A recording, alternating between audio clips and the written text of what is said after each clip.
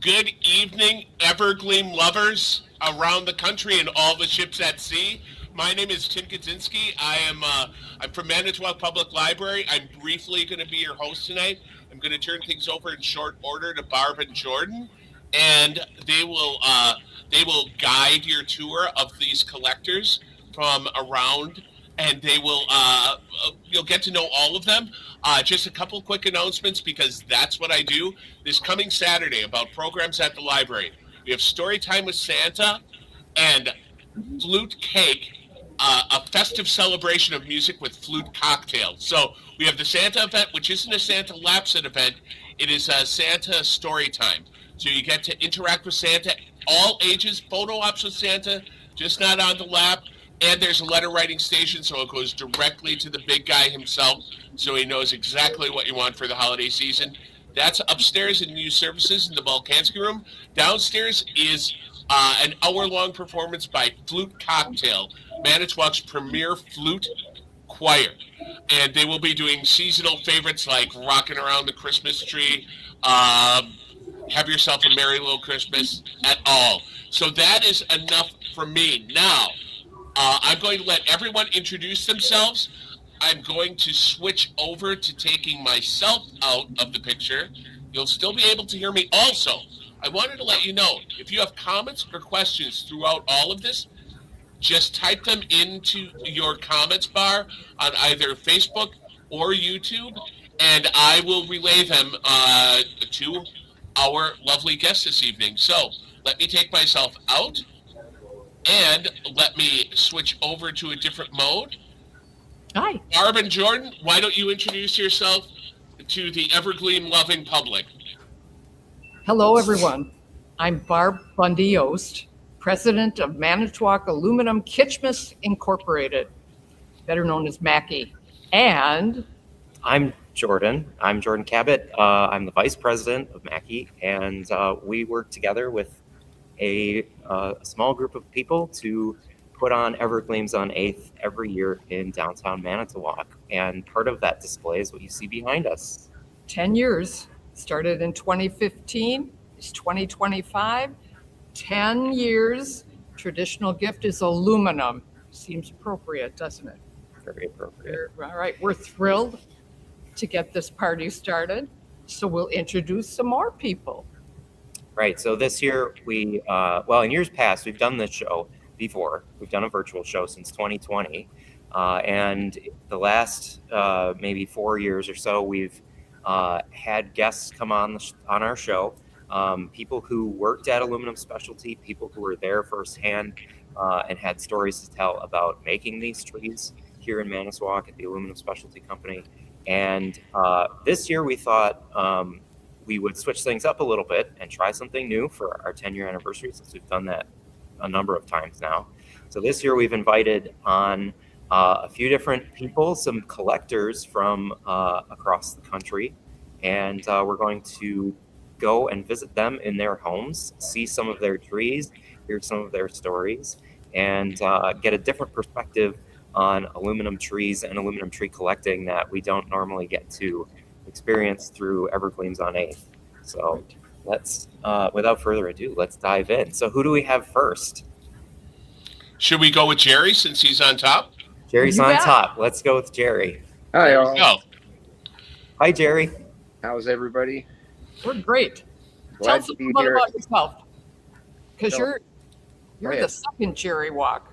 Yes, my fortune to be not junior, but same name. Okay. My dad was in this from the start, so it was a big part of his life and career, and I help to carry on the tradition here and tell the story. Okay, Jerry's dad was president of the toy division at Aluminum Specialty. He head of sales of the toy and decoration division. Is that what he was, Jerry? When it started, he was a salesman out in Ohio, and he moved. We lived there until 64, 60 to 64. Then in 65, 66, they moved into Chicago, and he worked out of their showroom at the Merchandise Mart. Okay. And then we moved back to Manitowoc over the Christmas break of 66, 67. Thing to do, moving during Christmas holiday. And he became the sales manager for the toy and decoration division. His specialty was basically 3 different divisions. The biggest, of course, was the housewares, cookware, bakeware. Toys and decorations was an afterthought. Got it started in the 60s with the aluminum Christmas tree and grew from there. And they also had their contract division. And one of the big things they had, of course, was contracts with the military, making shells and casings for the military on a separate product line. So he was there from the start, and I've got some products here to show as we move on with the show that kind of tells the story. Great. Right. Well, let's introduce our next guests then. Looks like we have Stephanie and Colton next in our queue. There Hey they guys, how are you Hello. tonight? We're good. How are you guys? We're Good. great. Good to see you. All right. Tell us a little bit about yourselves. I'm this a all teacher in started? Manitowoc. Sorry for cutting you off, Barb. No. I'm a teacher in Manitowoc and just a local collector. I got into the trees just by going to programs at the library. I actually used to take my oldest niece with me, and then it's my nephew, Colton, and I got him involved too. How old was Colton when you got him involved? How old were you, Colton? I was 8 and I got my first two when I was 10 years old. Colton, you're going to have to lean into the microphone. I can barely hear you. He's a quiet guy. Be loud. When I first started with aluminum Christmas trees, I was 8 years old, and then I was 10 when I got my first Evergleam. Wow. 10. And how many trees do you have now, Colton? I'm at 5 trees. Very nice. And you're 14. Correct. And you're learning a lot of things on how to take care of those trees. Isn't that right? Yes. Wants to grow up and be like you. The next Dr. Evergleam. Yes. There's Why not? room. There's room in the clinic. We need more hands. Honestly, He does good work, you guys. He does good work. Yes, he does. You're a nurse practitioner mode right now. Okay. All right. good. Yeah, let's go on to our next guest. We'll introduce our next duo here, Lenka and Matt. Hi guys. Hello. How are Well, you two? Good. How are you? Well, Good. It's very nice to see you. The last time we saw you guys was summer at our summer event, so it's good to see you in winter.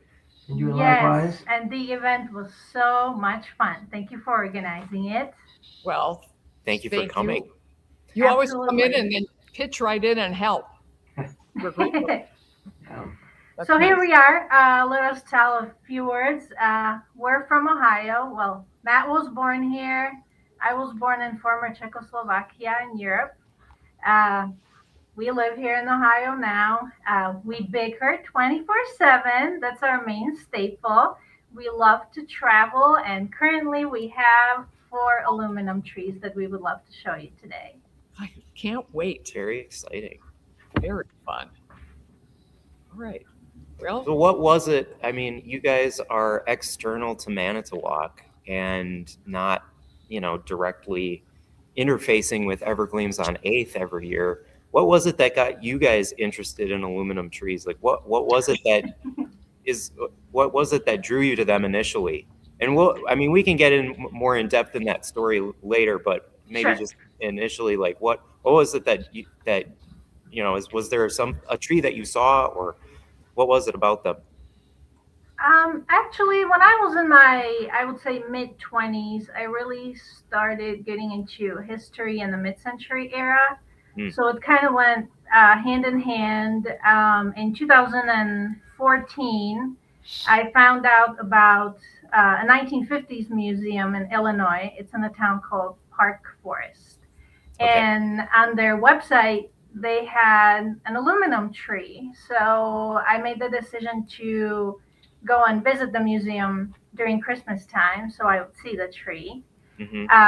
Prior to that, I happened to be at a Wheaton overnight market. It's kind of like a flea market. and they bring a lot of antiques and vintage items in. And there was a real aluminum tree there. So I believe that was the first one I saw in person. And so I was very excited to go to the museum to see a silver tree again. Well, I got there, come to find out they have a green aluminum tree. It was actually a C Sincere brand, the singing, dancing tree, they call it. And when I saw that, I knew I wanted a silver tree and that I wanted a green tree as well. And so ever since then, I was hooked. Unfortunately, a year later, I had to leave Chicago. I purchased a home in Indiana. And after I left, then I found out about your guys' event. Of course, I live 8 hours away now. So when you announced the summer event, we knew that we just had to come. Yeah. Good. It helps. I mean, today we have rain, maybe some sleet. Oh yeah, Some definitely. freezing. It's an ugly day out there today in Manitowoc, and I was grateful that I didn't have to lead any walking tours today. Yeah. But yeah, And it's nice you're all safe in the warmth of your own home, Yes, So- for certain. Mhm. for sure. Well, all right. so I want to go back to Jerry. Actually, Jerry, I saw you flash us a photograph, or you changed the view of your camera, and we saw a green tree. Lenka was just talking to us about a green tree. There, we've got a green tree. Well, Can you talk to us about that tree a little bit, Jerry? Because I know that's an aluminum specialty product. yes, this is one of the lesser known trees. I'll start with this. And this is the one, if you two remember, I found at a bargain price of $20.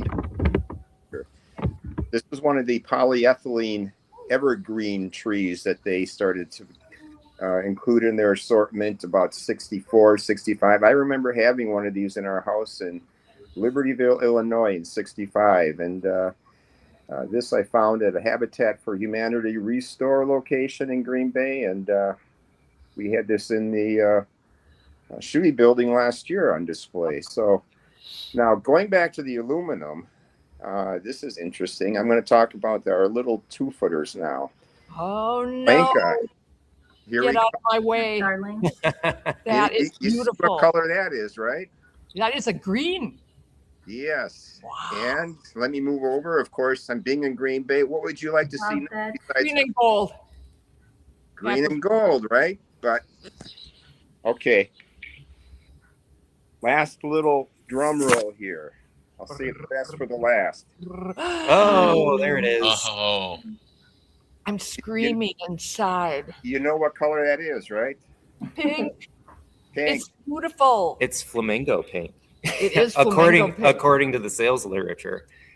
My brothers had these. They've been in the family for years. And I realized when he brought these up to me yesterday, let me show you the boxes. This tells a story, but these are the 3 boxes that they come in. You can see just how small they are. Mm-hmm. They are really in good shape. Well, what's interesting, they've got the mailing labels on them yet, and you can't see this, but it's to our address in Akron, Ohio, where we lived for a year. That's very cool. We lived there for a year while my folks were building a house in nearby Medina. So I know it was 1960, and so that dates it. And Yeah, it there does. is, Old 49. enough for 12. Medicare, Jerry. I'm sorry? I said they're old enough for Medicare. Just about, exactly. So, and Oh, a part of the collection are 2 other items here that a little bit lesser known, perhaps, but here they are in their original boxes. We always call them wreaths, Mm-hmm. but they were tabletop window decorations, centerpieces, whatever you wanted to use them for. So, Oh, those are beautiful. So it looks like you have the deluxe size there in the red and green and silver coloration. And then is that the medium size in the green and gold? it It looks like it's just a little bit smaller, but it might be the angle. well, the bigger one has got green and silver. Yep. The smaller one, yeah, and it's Oh, that's the smallest Oh, size. that's the Yeah. smallest. Yes, so that's the smallest size, and then I think the other one you have is the medium size, Right. and then there's a size that's even bigger than that. Right. I mean, these have all the packing inside and everything yet, so it's quite Very great. cool. Yeah. It's, And they also made a green and gold one. Mm-hmm. Wow. That's beautiful. Now, those were also in the family? The wall decorations?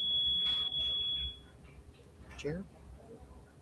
Okay, we lost her. Jerry, I think we may have lost you. Maybe you bumped your mute.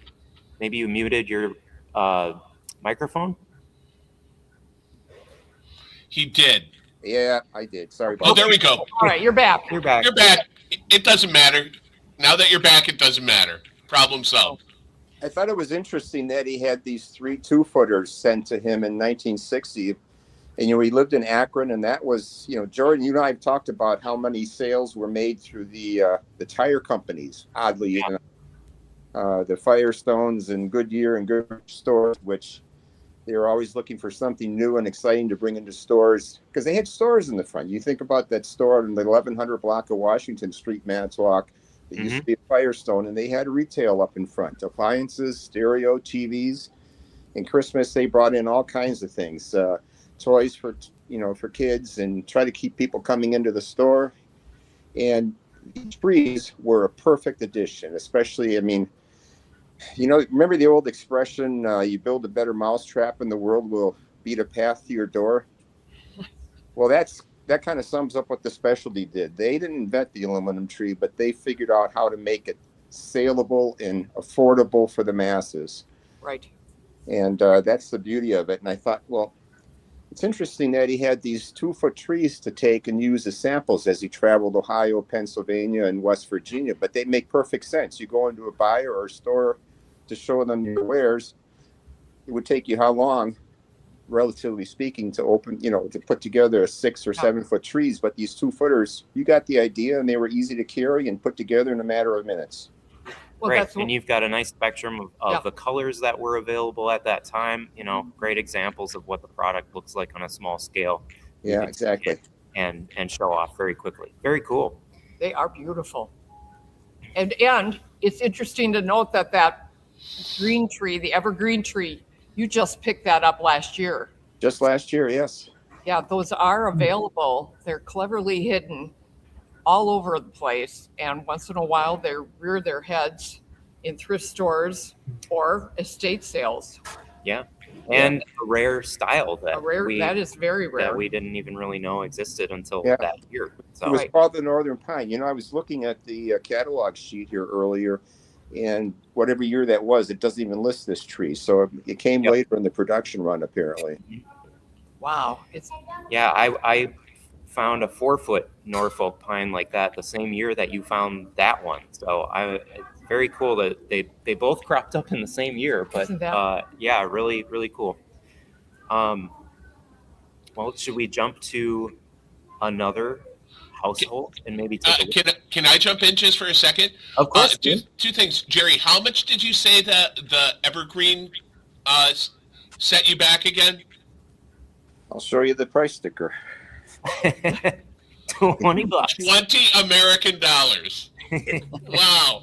Yeah. Okay, that's wild. And also, I just want to throw in, we have people watching from around the country. Just so you know, from Illinois, from North Carolina, from someone who identified where they were as Ding Dong, Texas. Not sure if Ding Dong is an actual place, but I kind of want to believe it is. It may very well be. And then also locally at Green Bay, and someone at the top signed in with a good morning, whose name was Rajesh. So I don't know where they're watching from, but I'm intrigued. I asked. There's someone watching from Utah. Someone wants the tree for $20. They wish they could find one. But as you said, we all feel that way.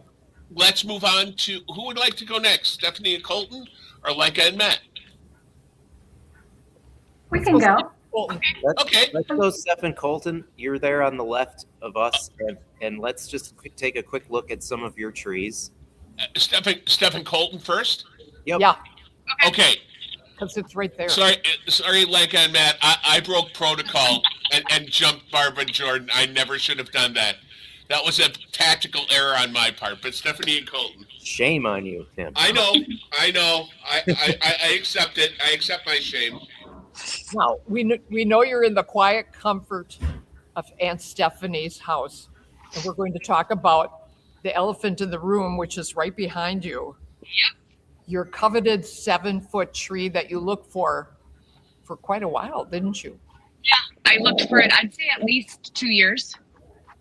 And I wanted the straight. The straight was really hard to find, and I really wanted one badly. And I wanted 7 feet because I had 2 6-footers, and they just didn't really fill the space as well. And then you get the 8-footers, and they're tilting all over. yeah, So it was lucky. I was lucky I found it, and I came from Canada. Nice. that's not unusual, is it? No, I've purchased a few trees that have come down from Canada that I have in my collection. But you know, it's true too that the a 7-foot straight needle in good condition is a hard thing to find. A lot of them that you see aren't in great shape. They're tarnished or they've been mishandled. So it looks like you found a really good one. Yep, I'm happy. I was pleased when I got her. Very good. Well, and that came after Colton got his, didn't it? Yeah, I was a little jealous because his was bigger than mine. We saw a heavy dose of Evergleam envy coming from Auntie. So Yep. tell us about your 7-footer, Colton.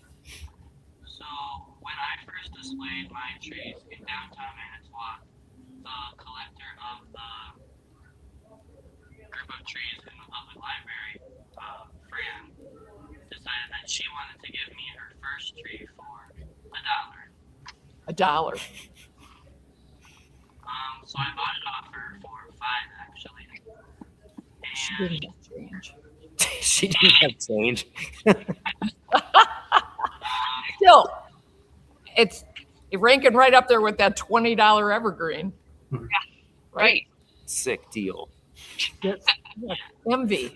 It's just so much of it.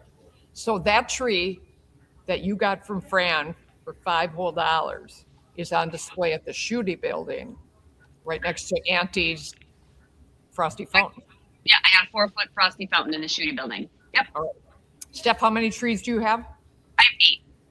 8. Nice. Yep, I have 8, and I'm Okay, looking for my next one. run down the list. Run down the list for us, both of you. I Are wanna they hear. all up? Yeah, mine are all up. I have a 6-foot fountain. That was my first one. It was 94 branches. I have a 40-foot straight that's in the front of my house. I have 2 windows in the front, so I got a 40 branch 4-foot straight there. I have the 4-foot swirl next to it. Nice. In my kitchen, I have a deluxe straight, and then I have a fountain. These are all 2-footers in the kitchen. And then upstairs is my first tree, which was the 6-footer. And then I also have a 6-foot, I think it's 43 branch in my bedroom. So they're all silver. Yeah, that's the reason I like the trees. One of them because before I got my silver tree, my colors were purple and silver on my Christmas tree. So I'm like, this is perfect. It is perfect. Nice. Now, Stephanie, I don't know the state of your house, but would it be possible for you to grab the phone and for us to see some of your other trees? Yes. If it's in disarray, I don't want the world to see that. It's okay. I'm going to do this because I think I remember how to do it. No problem. There you go. I'm done. So I can take you up, and here we go. This is the front of my house. And Beautiful. you can see the behind my trees. That's trying to get this right, but on the left, you'll see the straight branch, and on the right is your swirl. Okay. What are you using to light them? I'm curious. I just have some display lights from Menards. Nice. And that's all you need. That's all you need. Yep. I can take you to my kitchen if you guys want, because I Well, guess. sure. Okay, here we go. There's the one that you just saw in my living room. Oh, wow. You may get a little look at my dog because she is also around here. Oh, look. That one made the calendar that one year. Yeah, that was a good That's picture. it. Hmm. That is such a nice setting. Yep, it is. I have an old house. And then, then we're getting kind of messy, but there is my little fountain. Oh, So there it's you go. perfect. Yep, pretty much. And I have a lot of vintage stuff too. It all fits. Beautiful. Well, thank you for taking us on a tour of them. No problem. I just wanted to let you know that the person in Ding Dong, Texas is jealous that you have 8 trees. But I bring this up also to let you know that Ding Dong, Texas is a real place. It's between Florence, Texas and Austin, close to Fort Hood. So there, Wow. we've all learned a little something. I never knew there was a place called Ding Dong, Texas. I love it. Well, Well, I'm looking for number 9. I'm looking Ding for number dong. 9. All right, fair enough. All right. Colton, what have you got? What's happening at your house? So my first tree was a 4-foot swirl 31 branch. My second one was a 6-foot frosty fountain 91 branch. Oh, wow. Third was a frosty fountain 2-foot 19 branch. Fourth was 19 straight 2-foot tree, and then a 7-foot fountain with 100 branches. Okay. And that's the one that's on display downtown, right? Yep. It's a pretty good sized tree. Yeah, they take up a lot of room. Can't get all of them in your bedroom, can you? No. It's one of the reasons you guys got it, because he's like, I don't know where I'm going to put that tree. I know I'm going to display it. Yeah, well, every year we take advantage of that kid.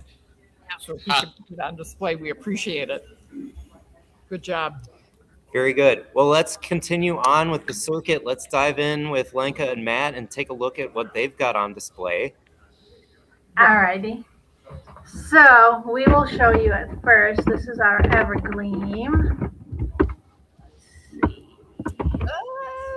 Ooh, beautiful. Very Thank you. That was actually our 3rd tree. So let me start from the beginning. I have some notes written down. I have some pictures to show you. I don't know how well they'll show, but we'll go for it. So Only one way to find out. Yep.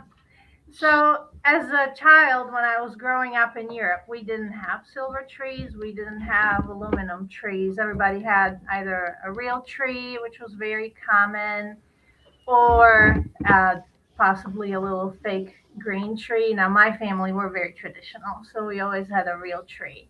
Now, as a kid watching American movies, of course, once they were allowed, I saw a silver tree. Now, I could not tell you if it was aluminum or not. I was very little. I just remember it on TV, and I was in awe. I just loved it.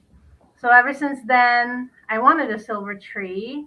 And when I was in, I think, 5th grade, we were shopping, Christmas shopping at Tesco, which is, if anyone from Europe is watching, it's a really popular chain.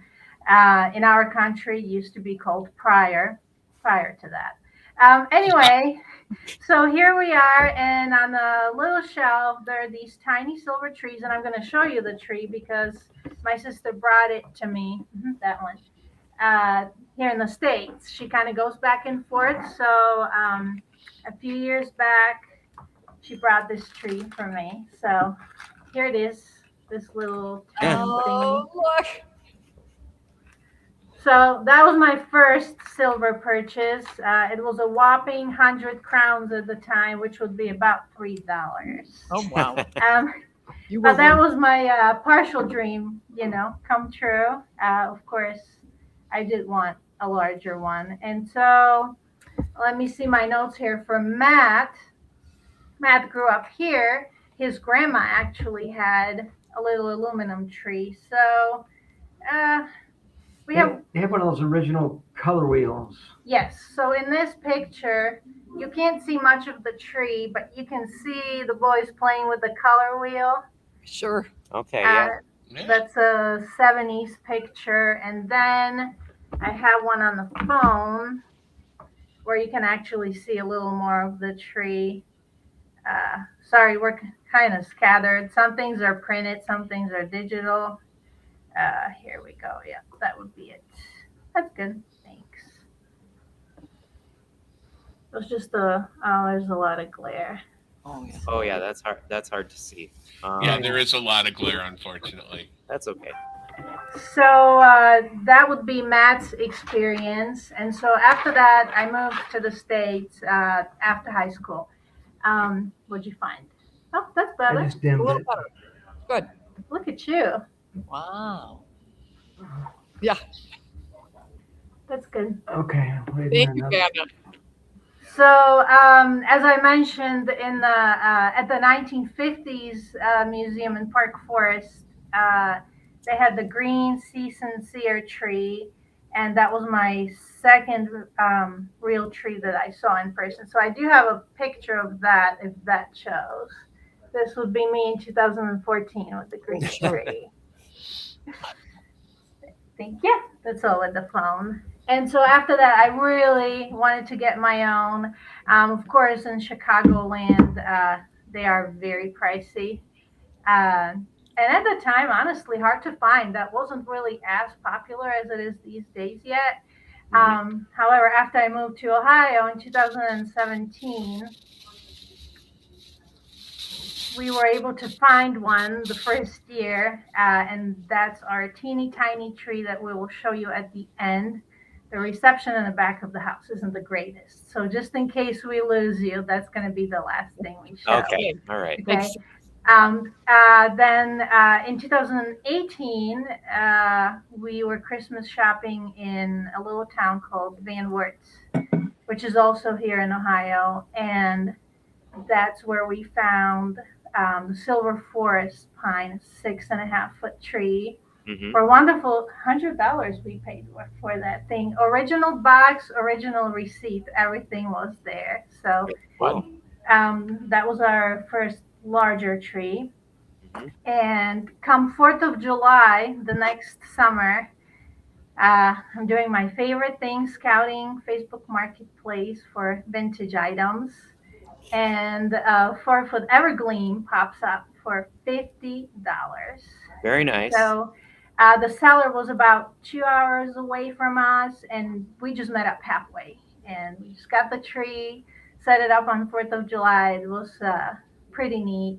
Yeah. And then the pandemic came, so shopping kind of halted.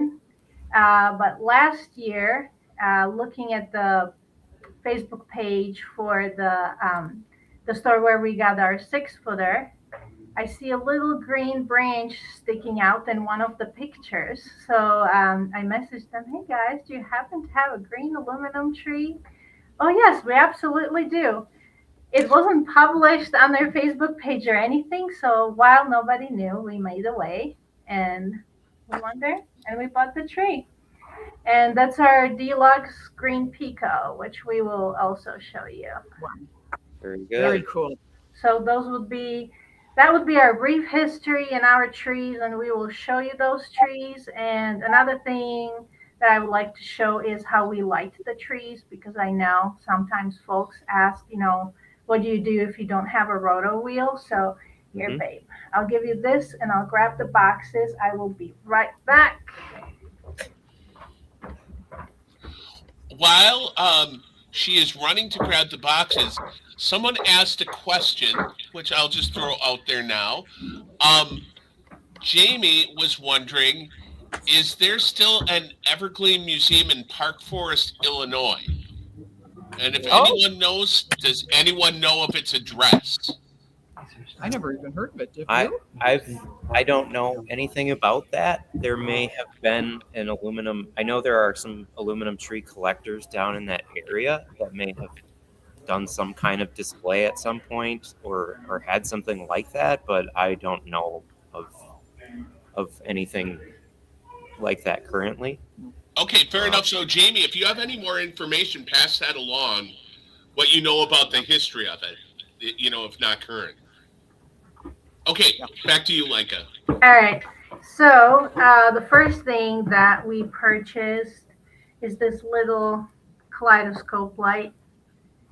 We use that for our tiny tree. For our larger trees, and you can get this really anywhere, basically. Yeah. This is my favorite. This one is unfortunately discontinued. I believe they might still be manufacturing the smart version of it.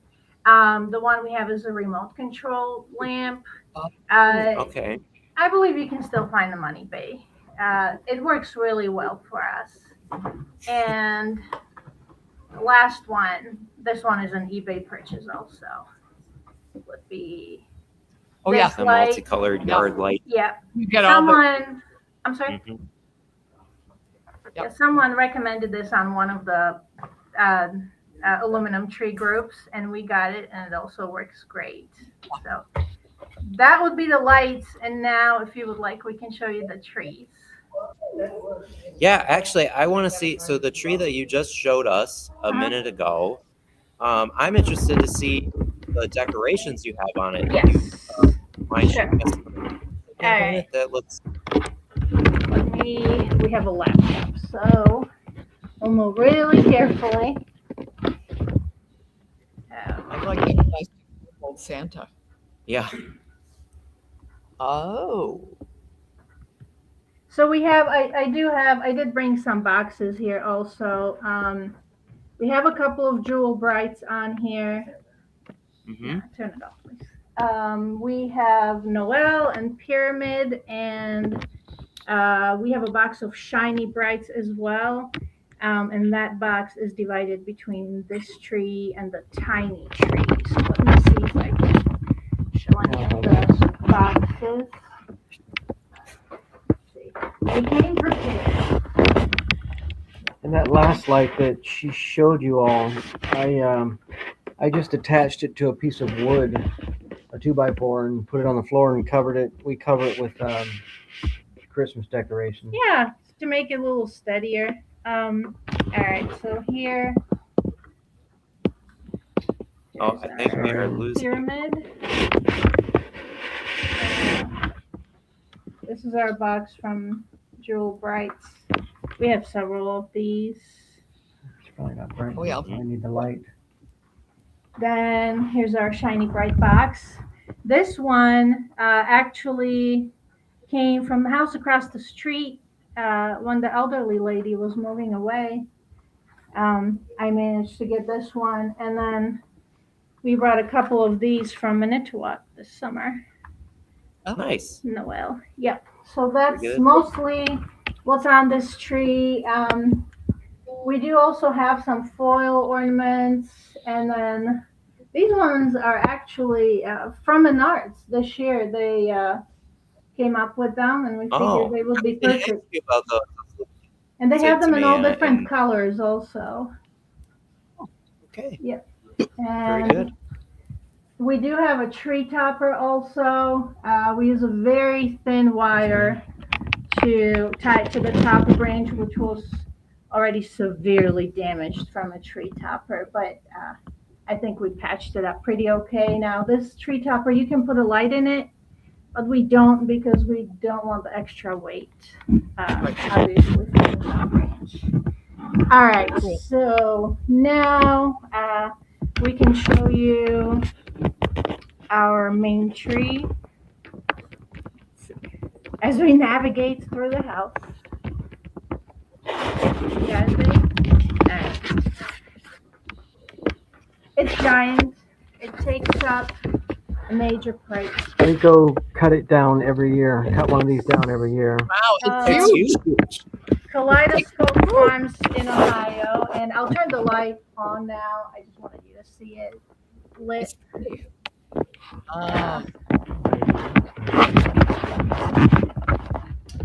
There we go. There you go. Oh, Right up to the ceiling. look at that. Yes, Wow. and so on this tree, what I would like to share are vintage, well, I should say retro lanterns that came from my home country. Now, this would be somewhat of an equivalent to the silver trees here. These were manufactured in the 1960s through the early 90s at home. Yeah. And as a kid, I saw them on somebody's tree. Well, by the time I found out about them, they were no longer manufactured. So as a kid, I always wanted them, couldn't get them. And after I moved to the U.S., there were these two brothers in the Czech Republic that started manufacturing them again. They kind of had the same story as me. They saw them on the tree and could never get them. So they just started making them. And my sister, since she travels back and forth, she brought me a few boxes. Matt and my sister conspired and got these for me. So now we have a few sets on our real tree. Just something I wanted to share. Matt's Cool. going to show you. I'm trying to show the bottom of the tree. You see, is that one of the lanterns there? Yeah, yes, right here. yes, this green one here. Yeah. If I have it.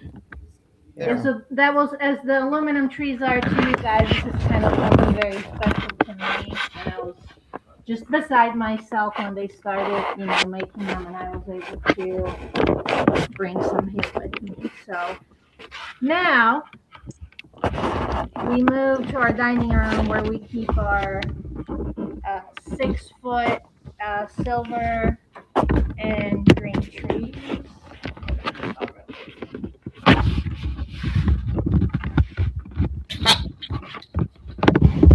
Our dining room.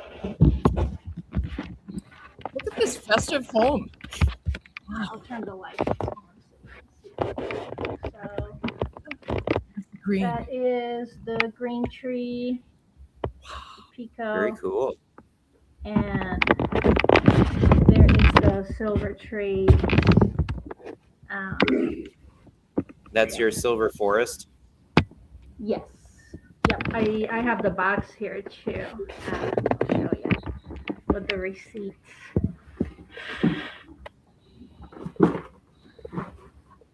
Oh, sure. Okay. Here, fragile, like Christmas story. And there's Is it a the valuable prize? yep for Yeah, certain Interesting. ones. Too that Yeah. the branding on that is Yep. copied from the Evergleam that we saw, the bow that we saw on Jerry's boxes. Yep. And on all the Evergleam boxes. Same Same look. thing. Same look. Yep. And then here's the pico box. This one is a little rougher. So the light faces it. Beautiful. 5'8" tree. 5'8". Very specific. Yes, what- it is, isn't it? What we do is we do give them a little boost, especially for the silver one in the window, because you couldn't see it much. So what I do, the resourceful me, I grabbed some of our paint cans that are 1 gallon paint cans. And I just put them under the tree. So That's what the white is down there, the 1 gallon paint can. Yep, it's standing on top of those, so they get a little boost, but we gave them some nice tree skirts, so you can't really tell. And there's the color wheel down there, not to cut her off. The Panasonic Philips? Yeah. Yeah. Phillips. Yeah. And there's another one for the other tree over there, for the green tree. And you can see the color changes as we're standing here. And we have little clear string lights to give them a little more sparkle. And now we'll take you to see the tiny tree. I apologize if the connection cuts out. Hopefully it doesn't. Of course, we bought these LED lights so we can change colors depending upon the season. We put in regular light bulbs. Yep, for the tension pole lamp. Yeah, for the tension pole lamp. That's another thing, we love tension pole lamps. So we have quite a few of them. All right, let's see. All right. Sorry, our cameraman isn't better. So this room we call this room the 50s room because when I moved in with Matt, I told him. Yeah, it looks like we got a disco dance or something. I'm sorry? It just looks like a club. Yeah. So when I moved in with Matt, Yeah. yep, that's the little kaleidoscope light. And so let's see. Yes. I'll turn the light on so you can see it. Like John Travolta should be there. Sorry. Oh, that's Can you see it? yes. Mm-hmm. Oh, And that was also my first vintage radio that it's sitting on top of. But yeah, we call this room a 50s room because when I moved in with Matt, I said, I was just going to decorate this one room as mid-century, and of course it's the whole house now, but that's another story. So things we do Barb have a doesn't couple know of anything about aluminum. Neither do I. No, not at all. it's just kind of Hey, there's a like, guy that wants you to know something. Santa Claus is coming to town. Mhm. oh gosh, Yes. is that made out of a We bleached do model have a couple. yarn? This was given to us, but yes, this is Okay. all handmade. I also have a little, if you want to point it here, babe, I also have a little handmade tree. Oh, Uh, is it Cute. one of those plastic canvas? No. Oh, it is a It's quilted actually one. fabric. It's fabric. Yeah, it's cotton. Cotton fabric. Fun. Yep. And then we have a couple of little aluminum wreaths that are hanging over there on the wall by the tree. And we got those in a little town called Wapakoneta. They have a lovely antique I mall don't know if you there. can see that very well, the aluminum wreath Yeah, there. Yeah. That's neat. Very different style aluminum wreath from the There's Evergleam the other wreath one on the other that wall. Here's on this. Wow. And then he yelled, "Stop!" I don't know how the song goes, but the snowman. Yep. And then Jimmy Fallon stopped by and he said, "There's 5 more sleeps to Christmas." Of course, that's not 2020. Yep, and so those would be our aluminum trees. We do have one more silver tree, and this one is a fiber optic tree in our kitchen. Huh? That was the predecessor to. Ah, okay. Yeah, this one came. Like And those that's little what ones. it looks like. Oh, magic at night. Yes. Excellent. Isn't that the name of your autobiography, Barb? What? It does sound like a good title, doesn't it? Yeah. Barbara Bundy-Jost, Magic at Night. Yep, and so I'm just saying. Well, thank you for taking us on Yeah, this little thank you. walkabout your home. Certainly. So you're wonderful. welcome. You're welcome. We're very happy that we were invited. Before we run out of time, I did want to circle back to Jerry because Jerry, I saw that you had some photographs and things on your coffee table down there, and I was wondering if we could go back and talk about those a little bit too, because we didn't get a chance to talk about those. It looked like there was a catalog there. Well, yeah, you Did know, you want to? Your dad? That's your dad in those photographs? 2 years ago when I was able to meet with you at the library for the show, Oh, shared the story about Toy Fair, which I say Toy Fair. In those days, toys and decorations were same markets in New York and the buildings that they were in. And I always told the story about every year they went out there, my dad would book a hotel room with a kitchenette. And one night he would have all the customers. He had people in from Miro because it was a small club, you know, and everybody knew each other. And he would make chili. And everybody would say, okay, we're not going out to the restaurant tonight. We're going to Jerry's room. And there he's making his chili. And I found this picture. I thought you might get a kick out of seeing that. yes. Here's the same area. I'm not, is that Tom Gannon next to him? I'm not sure if that's Tom Oh, I Gannon. bet. What's Gannon-ish? I wish we could zoom in. Yeah. Are you talking about the guy on his left, on our right, Are you talking about this guy? or are you talking about the guy on his right, our left? On his right. Yeah, that looks Gannon. Yeah. I bet that is. On his right, Yeah. it might Yeah. be. So this looks like it would have been like maybe the It's hard. early 70s. I'm not sure, but that was always the joke among the people in the business about chili night at Jerry's room. So, and Chili night in Jerry's room. yeah, you know, I I shared with you earlier this week, Barb, about this DVD that I found. Yes. And I realized when I first saw it, I thought it might have been the.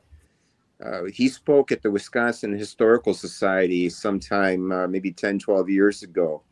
And this is actually from the Manitowoc Historical Society, dated January 7th, 2012. And it's interesting because, as it all comes together now, here we saw this was Kate Silver's book. Is that right? Tom Gannon's daughter. No, that's the book we published. You published it? Okay. Yeah. And right in the beginning. That's our Mackey book. Okay. Right in the beginning is a quote from him, and this goes right from that presentation at the DVD as of January 12th, or January 2012. The story just never seems to end. It keeps staying in everyone's mind, and those trees are more than just trees. It's as if they have a life of their own. They just never go away. So that's on the front page of your booklet here. So they don't. I think your dad said he never imagined 60 years later that he'd be celebrating the tree. Never. That he worked to sell. And here's another. Well, and look how captivating they've become at this point. We see them. Of course, Jerry, you've got the family connection. I've got the family connection. You grew up with one. Yep. But even Lenka and Matt out in Ohio, and now Steph and Colton, especially. You being so young and loving these trees, and it transcends geographic borders right. and time, ages and decades. Age, exactly. Culture, it doesn't and matter. So they're just so captivating. Yeah. They are the door to open a lot of history in Manitowoc, Wisconsin. A lot of aluminum manufacturing history. So it's kind of fun to see all these connections. Wow. We have some high schools too. Real quick, we'll get a little. Remember National Tinsel? Yes. Here's a package of unopened tinsel from them, and my dad actually worked for them. It wasn't National Tinsel at the time; it was Santa's Best.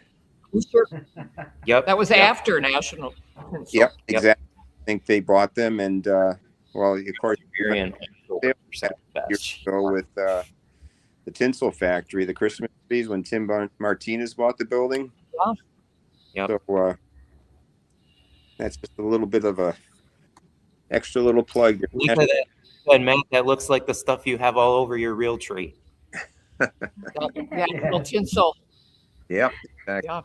That's what that looks like when it's in use, in its proper use.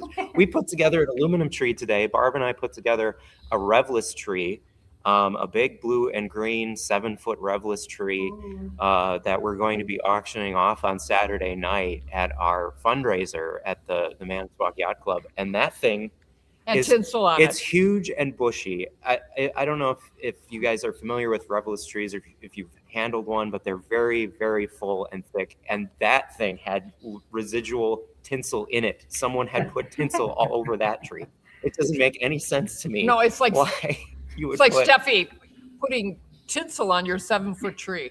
Yeah. I have You know, it's funny that you mentioned that because our silver pine and the Pico tree, they also had some tinsel. The boxes still have some tinsel in them as well. I also saw, I think it was a 4-foot Evergleam silver that was sprayed with that white foam. Oh, like it was flocked? Nasty. Like it was flocked. Flocked. What the flock? Well, that was a popular thing Barb, at that family time show. in the 1950s. So Billy, she Flocked. didn't It say was a anything- 2-foot tree, She didn't say anything bad. and I don't know if you can get that off. Would that Dawn super spray do it? I don't think so. That You'd that almost have stuff to is so scrape that stuff. that stuff is so Oh, sticky. But yeah, that was a thing at the time, and at least I've been told. I think it was Wes when I talked to him, Wes Martin, one of the engineers. Before he passed away, I had a phone conversation with him, and I think I remember him telling me about Aluminum Specialty experimenting with flocking the Evergleam, and they had a room set up to. Then they had the flocking flocking machine in a room that they had set up for that to experiment with it, and it was just such a nightmare to do it. And it was, Why would you do that? it was, I mean, look at the sparkle. Why it would was, you? it was potentially detrimental to the employees' health and everything. So they were like, we're just not going to do this. Can I share a quick story from you from that DVD of his presentation to the Historical Society? Sure. He talks about in later years when the tree was starting to run its course, and they were of course looking for new products and so forth. And it was Wes Martin. That's what made me think about it, Jordan, is that he came into his office one day and says, here's an idea. And this probably, late 60s, early 70s. Talk about being a little bit ahead of your time. He says, what's the word I'm looking for now? The fiber optic. Oh. Yep. And he said you would have lights, they would change this and that. And my dad was intrigued by this. He says, well, tell me though, what about the cost? That's what it always comes down to. And that was the aluminum tree, getting it down to a manageable cost so that masses could enjoy it. He says, well, that's one problem. He says, right now we've got it estimated it would probably take about $400 to make one of those. Oh my gosh. We'll put that on the back burner for now. Yeah. And back then, I was just looking at something this afternoon that said that the average family income in the mid 60s, early to mid 60s, was only it was just under $6,000. So Sure. that kind of puts things into perspective. If that tree cost, that was a little bit later, of course, so it would have been a little bit different, but still not too much. That's a big percentage of your annual income for Like a those tree. little 2-foot trees. Your dad, if he worked for specialty, paid $2 a piece for them. They charged $1 but a foot. if they were sales, they Oh, were they promotional probably free. items, they were free. Oh, Yeah, sure. but someone like my grandmother, Yeah. she brought home Yeah. a couple of trees, and they would have cost her $1 a foot. So Yeah. What? Well, that's another beauty of the Evergleam tree. It was the right thing at the right time. And you think about back to the early 60s, the country was in a bit of a recession, so money was even tighter then. And to be able to take that modern coatings tree that was talking about a retail of $100 and bringing things down to where you could start to buy these at $5, $6 and $10, $12 for 6-12 foot, 6 to 7 foot tree. It was the answer to a lot of people's prayers that now we've got a tree that can really, appeal to people and come at a reasonable cost. Right. All right. Before we move on to the second half of our evening tonight with Barb and Jordan giving a tour of the Enchanted Evergleam Forest at the library, I wanted to just get to a couple comments. Angela wanted Leica to know that she decorated her tree beautifully. So that was specifically for Leica. Bob Porter just said, I just found out that Graceland had an Evergleam tree in 1966, and he's trying to find a picture of it. Wow, Bob. Very cool. That's pretty cool. That's cool. If you find the photo, post it for us. Yeah. The museum that was referenced is, Kelly wrote in to say, the Park Forest Historical Society 1950s Museum. It's not Evergleam specific, but 1950s Museum. It's at 227 Monee, Monee. There should be an N in their road in Park Forest, Illinois. Okay. Park And that's Forest from with an A. Kelly Brennan McClure. Hi, Yeah, Kelly. Park Hi, Forest. Kelly. Park, like a park with trees, Mhm. which would make a forest. So Park Forest. It all works out. And then, just a quick comment that I bought an aluminum tree many years ago at a second-hand shop. I gifted it to my niece several years ago when she couldn't have a real tree in her apartment. She has it up again this year. So Good taste. there you go. All right. So, thank you so much to everyone who came in and participated via the magic of the internet. And I'm going to bid you adieu right now so that Barb and Jordan can take everyone on a tour of the magical aluminum trees that we have at the library. So thank you, Lenka and Matt and Jerry and Stephanie and Colton for being here tonight. Yes, thank you all. Thank you Yes, for having us. You're the bravo. best. Thank you for having us. Yes, thank you. Thank you so much for being part of the inaugural round the country look at aluminum trees in people's homes. So thank you so much for being here, and have a great night and happy holidays. to you Happy all. Happy holidays. holidays. to you too. Merry Christmas. Merry All right. Bye. Thank you all. Bye. Bye-bye. Bye-bye. Barb and Jordan, There we, are you ready to switch over? We're ready. we Okay, can, so- we can. So find Matt, and we should be able to accommodate.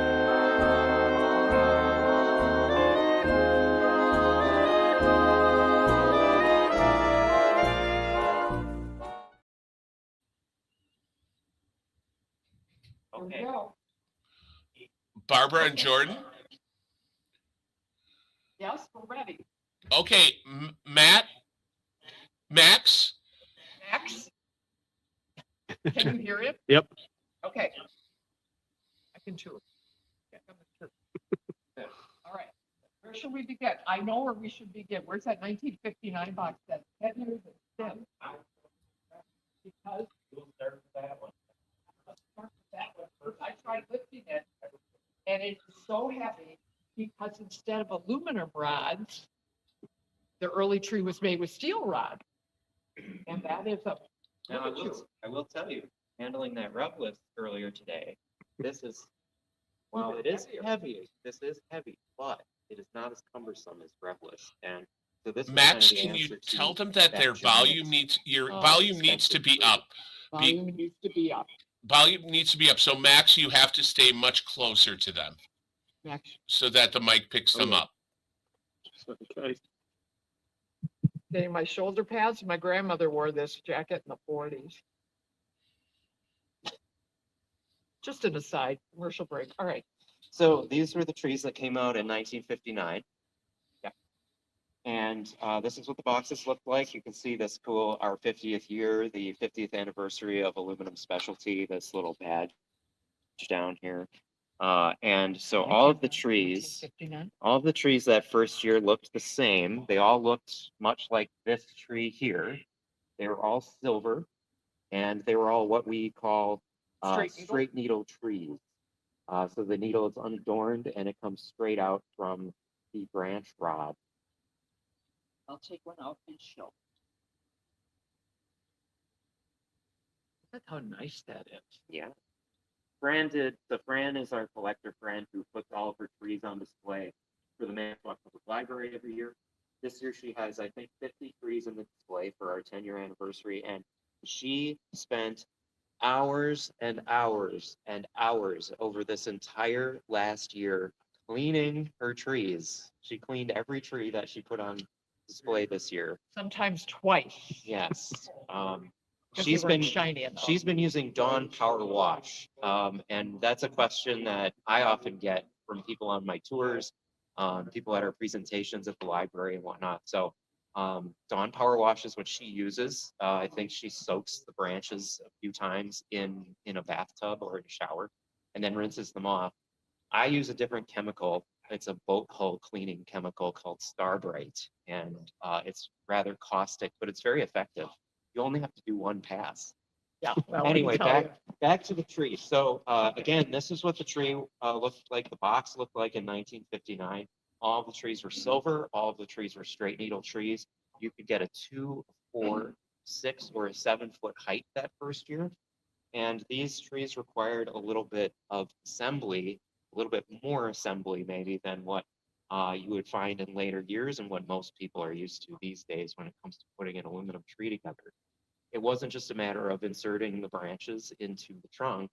You actually had to wind the needles around every branch rod in this box. So you were given a little tuft of aluminum fringe, and you were tasked with winding that little strip down to the bottom and affixing it with a piece of tape. And that isn't so much of a problem if you bought a 2-foot tree with 22 branches. But as you can see here, this 6-footer is not even the biggest tree that they offer, but this one has 94 branches and they're rather long. They're the length of this box.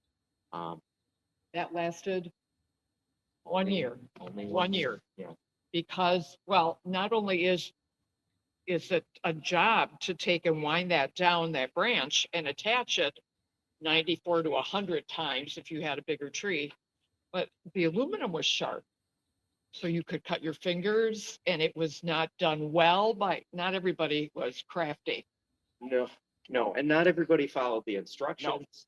They didn't know. And so many, well, this is one of the issues. So that first year too, you were given storage trays in the bottom of your box that folded out, and they had holes punched in them in a grid. And at the end of the season, you would take your branches and stand them upright in those holes in that grid. And then you were given a polyethylene bag to drape over the whole thing to keep it from getting dusty. And then you had to find a place in your home to store that tray that's standing this tall and this wide, be it in an attic or lug it down to your basement, whatever you could do. And so Aluminum Specialty worked very quickly. For the following year, they came up with a solution to this problem. The storage problem, the craft project problem, the amount of work that it took to put these trees together. And this was the solution. It was the paper tube storage system. And this idea was patented. It was created by Aluminum Specialty engineers, and it was patented by them. And any other aluminum tree producing company that wanted to use the storage system had to pay Aluminum Specialty royalties on that invention. So those other brands that we saw earlier with like Lincoln and Matt, they had the Pico, they had the Silver Forest. Those brands, they all had to pay Aluminum Specialty. So they made quite a lot of money off of just the storage system alone. But what this did was it allowed Aluminum Specialty to hire a workforce as well to wind the branches in the factory, because once they were wound, you could store them in a small box and ship them out. Then you didn't need to wait to assemble them once they were in the home. They also had a team of women, mostly women, would come in and work the third shift. They'd put their kiddos to bed, serve them dinner, put them to bed.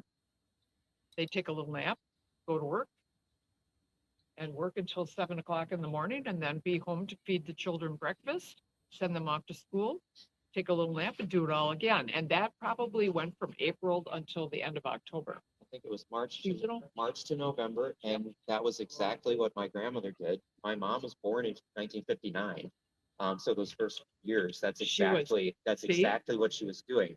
And they, in the summer too, those few summer months, they hire on college kids that came home for the summer. Ginger did that for those few months. They so paid it was well. Yeah, and it was a good job to them. Yes, and really, this started out with like a sewing machine. You'd put the rod in there, put some hot glue on there, and then the machine held a spool of aluminum fringe at the top, and the worker would draw that fringe down to the rod and operate the machine with a foot pedal that would spin the base of that, and they would just have to draw the fringe along the length of the branch and attach it to a piece of tape at the bottom, and you were all set. It was ready to go. It was very fast. And then they just put it in a tube, put it in the box, and send it on its way. And Barb and Jordan. Yes. Quick question. With the paper tubes, how many years was that storage method used? The entire run, right? Yeah, so from 1960 until 72. Until the end. Yes. Until the end. It was used for the entire production line from 1960 until 1972. So the very first year was the only year when that storage tube system was not employed because it had not been invented yet. But I think they said they made money until the 80s because there might have been other companies using the system. So they had to pay. Okay. All right. So that was the first major innovation that really made this marketable to a huge customer base across the country. And very quickly, they began to make style variations, changes to the tree to make it more widely appealing and widen the customer base. The first alterations, the first variations on a tree that were created were the colored trees. So those became available that same year in 1960, and there were 4 colors that were offered. You see the pink here, with the gold, the green down there on the end, and of course also the blue cross, blue tip tree. And Wes Martin, one of the engineers that worked on the tree when they came up with the idea in 1959, he told me the reason why they did not do an entirely blue Christmas tree was the dyes that were used in the anodization process to color the aluminum, the color blue, were significantly more expensive than the dyes that were used for the other 3 colors. So to keep the price point the same across the board for those 3 colored trees, or 4 colored trees, excuse me, they opted to just do a blue tip rather than an entirely blue Christmas tree. I wish they had done an entirely blue tree. That would have been magnificent. But the blue frost is still very unique and very beautiful. Hard to find. They're extremely rare. Yeah, I've had a few people ask me this year too. Out of the 4 different colors that were offered by Olympus Specialty, what do I think is the rarest of those colors? And a lot of people think that it's pink. But I will say, in monitoring sales over the last 6 years very closely, I not only look at what's listed for sale on eBay, but also what has sold, things that maybe I've missed. And I would say I've seen more pink trees than almost anything else. I agree. Pink and gold come up for sale very often. Well, And over the last 6 years, I think I've only seen maybe 3 or 4 blue frost trees, right, total. But then, of course, you have rarities within each color as well, and some sizes of certain colors are more rare than others. An 8-foot green, for instance, I've never seen another one. I have never seen a 7-foot green come up for sale. But how many 6-foot greens have I seen? Probably at least a dozen, if not more. Gold trees, 8-foot is probably the rarest of those, and as rare as maybe some of those green sizes. The 2-foot green that we saw, that's a rare tree. That's extremely That rare is as well. extremely rare. That's why I wish Jerry lived a little closer. I'd be going over there. So in any case, those were the first style variations that were devised in 1960. And then maybe in about 1960 or 1961, we think, the next variation was devised. And that was what we have here, the 2-dimensional Christmas tree, the peacock tree, as it's known. And this was a creation of, again, Wes Martin. And he was living in a small ranch house at the time. It was his first house. He was a young guy. And he didn't have a lot of square footage. So he said, I don't want a fat tree. I'd like a flat tree. So they drilled the holes instead of all the way around the pole on the right and left side, giving you this wonderful peacock tail. And if you look at the 4-foot tree, they did come with a facade, kind of an Art Deco piece of board. It's foil cardboard. Yeah, and that was folded to hide not only the pole itself, but the foot of The stand. It came with a folded piece that was like a diamond shape that was a skirt that went over the tripod stand. Those trees are, well, they came in 3 different sizes. You could get a 4, 6, or a 7-foot. We have a 4 and a 7-foot here. And they also came in not only a silver finish, but also a gold finish. And these trees were, unfortunately, an abysmal failure. And they did not sell well. In fact, probably many of them didn't even leave the city. The idea was just a little bit too out there for the time, and people really didn't get it. It still is weird. It is, but it's kind of weird, wonderful. It's quirky and wonderful, yes. But in any case, I think we have the highest concentration of peacock trees here in Manitowoc, Well, and that's probably due to, if they made a batch of these, did not get an order for them, to a store. Employees may have been offered what was left, and then anything that didn't get taken home was liquidated. Well, and interesting to note, not a lot of employees were interested in taking anything home. No. They made them, they cut their fingers on them, they were tired of them, so I don't think many invested in them. But we do hear stories all the time where somebody dies And And in the attic, you find something that you think is a factory second, but then you find out it is indeed a peacock tree, which is very rare indeed. So that was our space-saving item. Right. And so that was not a great idea.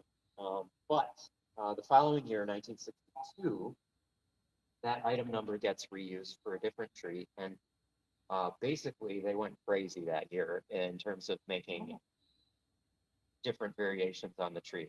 Basically everything else that you see here, all of these different style variations were available new for 1962. So one of the biggest differentiations that we make in the Evergleam world is the difference between straight needle tree and what we call the fountain. And many people will call these pom-pom trees, and in fact, there's even a brand of aluminum tree that is called pom-pom. But in the Evergleam world, these are called fountain tips, fountain trees, and you see the tips of the branches have this sort of spray at the end of them, and that's formed by wrapping the aluminum fringe around the tip of the branch rod many, many times, and then drawing it down. And the needles are also curled, and that effect is achieved by crimping the needle at a regular interval.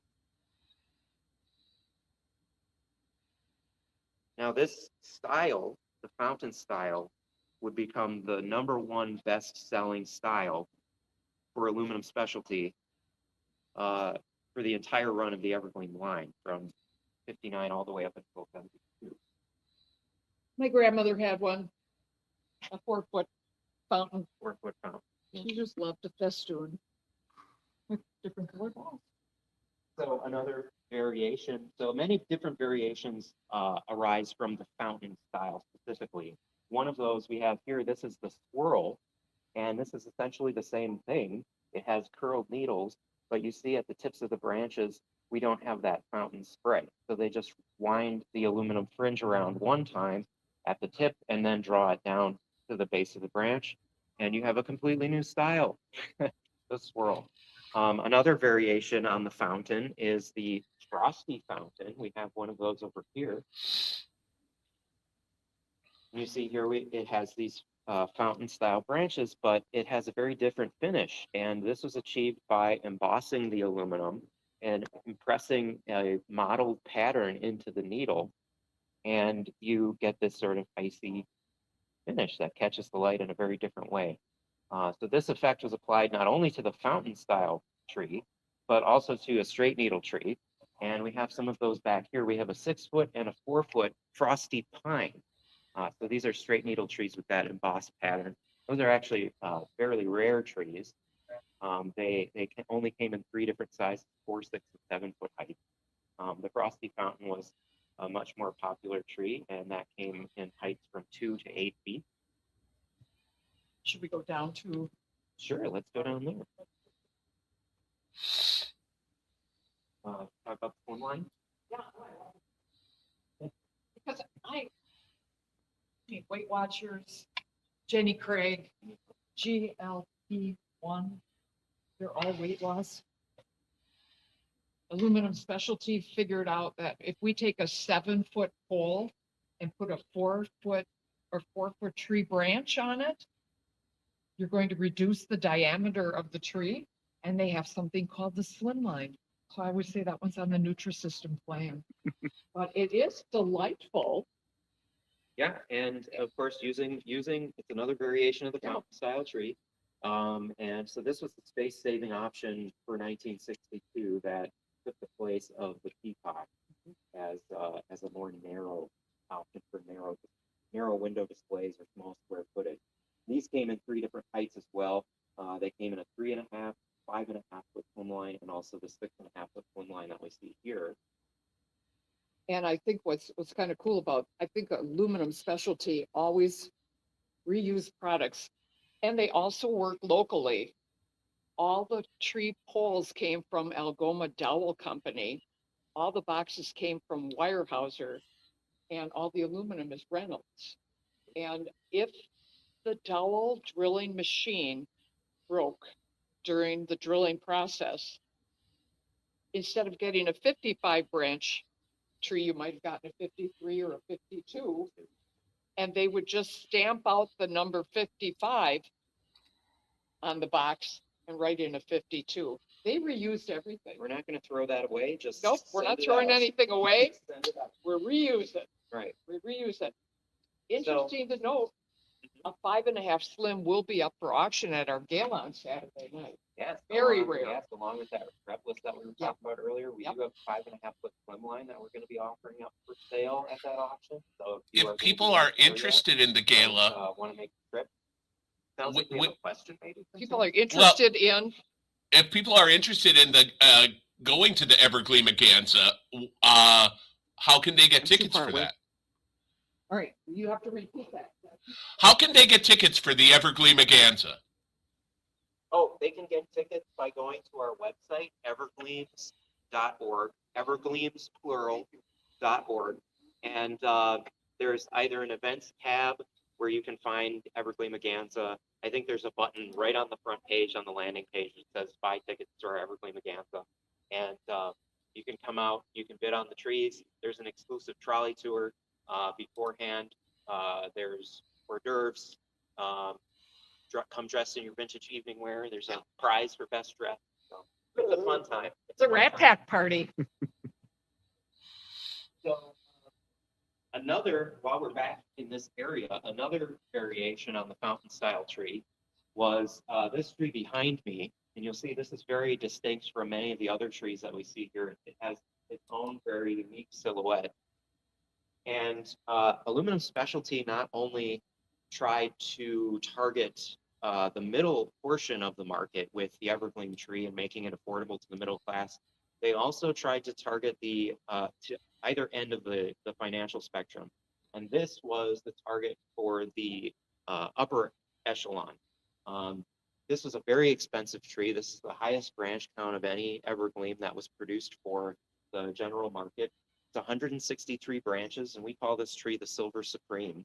The tree actually, unlike other Evergleam trees that have the same length branch across the entire tree, this tree has branches of different lengths, and there are 9 different lengths actually across the tree. And it's a pain in the neck if you get the branches mixed up because they're only different by about an inch. If you mix them up in your box, it's the whole thing trying to get them sorted out again. So that was the upper end of the market. They also tried to target the lower end of the market as well by offering a budget model. And the budget model is called the promotional Evergleam. And these promotional trees came in a couple of different styles. One of them we see here, this is a promotional tree. It's a 7-foot. This is a promotional squirrel. And so the way that they cut costs back on these promotional trees was by reducing the number of branches. So a 7-foot like this, I think, has 72 branches, I think, as opposed to a deluxe model that has 100. And to compensate for that and make the tree look a little bit more full, they elongated the needle. So many people often refer to these as long needle trees. And the sales literature tells us that the needles are 33% longer than the typical needle. And these came in a few different styles. So we have the swirl here. We also have a promotional straight needle tree over here. The promotional straight needle trees are rather rare. And this is actually an 8-foot model, 8-foot promo, very hard to find. Yeah. And then back here we have a promotional fountain. This is the 3rd style. And you can see the fountain tips on this tree look a little bit bigger than what you'd see on, this frosty fountain here. It has these small fountain tips. One quite a bit wider. You have to talk about that bow tip. I was just about to get to that. Yeah. So this is yet another style variation using a curled needle. It's basically a swirl tree that has had these red bows applied to the tips of each branch. And these bows were part of the tree. They were part of the package. This was a style that was marketed by Aluminum Specialty. You could only get the tree with red bows. That was the only color that was offered. But this is a very specific kind of bow. It's not your typical stick-on bow with the card backing that many of us are used to today. These are made of sasheen ribbon. It's a product that was made by the 3M Corporation in Minneapolis, and it's sort of an acetate ribbon. It's a fibrous kind of, maybe one, there you go. It's a fibrous ribbon. It's a really beautiful ribbon if you see it in person. It's no longer manufactured, so if you want to replace your bows, you'll have to track down vintage sasheen ribbon, and red like this is a little bit tricky to find because of course it was the most popular color for gift wrapping. But you'll also have to track down an S72 sasheen bow making machine. Yes, to make which you these have. bows. I do have that machine. And And you can buy them on eBay. They're around. are they? Well, Yeah, I've they're never. around. They're not that rare. And then a set of bow pins. So if you look very Yeah, closely right here at is that the bow bow, pin, you'll see that the bow is held together by a plastic pin. And and that pin has a little point, Mhm. and that screws into a spring exactly, that fits on the tip of the branch. exactly. How much does a bow making machine cost? How much for a bow making machine? I think they're not terribly expensive. You could probably get one. I haven't looked at them recently, so I don't know exactly what they're running for right now, but I think I paid around $120 for mine with a set of bow. It came with a set of bow pins, and an instruction sheet and a couple of bolts of ribbon. So if you hunt around, you should be able to find one, unless they've become so popular now. You're talking about it. Yeah, because I keep talking about it. talking It's like the about it. trees. We shoot ourselves in our feet. It's when this we ribbon talking about color these trees. that is very Yes, difficult. the ribbon, the red ribbon, it's red number 7 is very, very hard to come by. So, but that's the color that you want for a bow tip tree. And then the springs aren't easy to find either. No, in fact, I've had to special order springs from, I ordered springs to factory specifications from a Chinese manufacturing company. I gave them the measurements of an original spring because I could not find conical springs from a spring seller in the United States that was already being made. Right. There's just nothing like that No. because it's a very specific inner diameter and a very specific outer diameter. And the length is also interesting in that it's not a true conical spring. It actually is, it's actually flared at a point in the center and then it straightens out. Yeah. But in any case, hard to find. So if you try not to lose your spring, keep track of your spring. Yeah. Do it. Of course, they have also aluminum specialty partner with, here we have Pyrex. They not only sold the 4-foot tree, but they also sold the ornaments to go with it. And it all came in a convenient box so that all you'd have to do is take the box home, open it up, put together the tree, hang the ornaments. Merry Christmas. They did the same with their sets. They actually sold the tree. They sold the tree turner and the color wheel. So that came as a complete set. And these items were also being manufactured by Aluminum Specialty. They had a whole line of accessories that they created for the trees, including these motorized color wheels like this one here, the metal dome stand like you see underneath this tree here. There was also a different variation on the rotating stand that had a polystyrene foam cover. I don't think we have one display, unfortunately. But they also came up with another version of the color wheel, what's called the satellite color wheel. This is actually one of my favorite styles of vintage color wheel. It's completely enclosed, so you don't lose any, you don't have no white light spilling out. And also the lens on it is glass. So you do have to be careful with it because they are prone to breaking, but it will not melt in any kind of heat. And it does a great job with color saturation coming through. Let's talk about the base. Oh, yes. How did they the reuse base that? is interesting too. This base was actually a lid off of a kettle that was in the cookware line.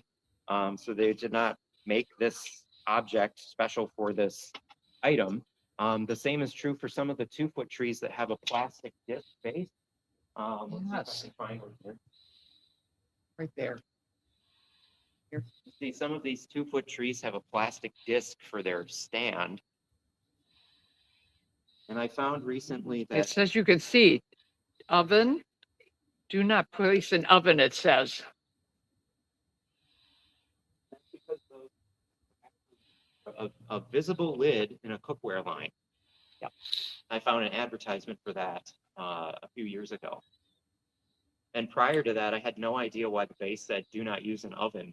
It was Who the would do weirdest that? thing, Right? but it makes sense once you know it was a piece used Right. for cookware. You never know. You just never know. I have But a you quick notice- question from Oh, quick Roxanne, question. if I may. From My Roxanne. mom started working for the H.C. Prange Company in about 1963 as a bow machine demonstrator. Is that the year of the bow tree? 1963, Roxanne's mother worked for H.C. Prange and did the bow machine demonstration. Very cool. 1963, is that the year they started making the bow tip? 1962 was when the boat 62 came out. Exact same So era. could be. Exact same era. Yeah. How cool is that? Rock on, Roxanne. We also have the Armor Star Christmas ham display. I always bring this up because my father was the butcher, the manager of the meat department at the Piggly Wiggly in Green Bay. If they were getting canned hams from Armor, and if you bought so many, you got a free 2-foot tree, we'd be having a conversation on why these weren't at my home. And same thing with Noma. Noma is a supplier of many lights. This is the same tree as that tree, except it is the same box, but it says Noma instead of Evergleam. Yes, and you can also, if you look on the back, Weyerhaeuser. Weyerhaeuser Company, Manitowoc, Wisconsin. And of course, we do have a wall display like Jerry had featured in the first half, which we can show over here.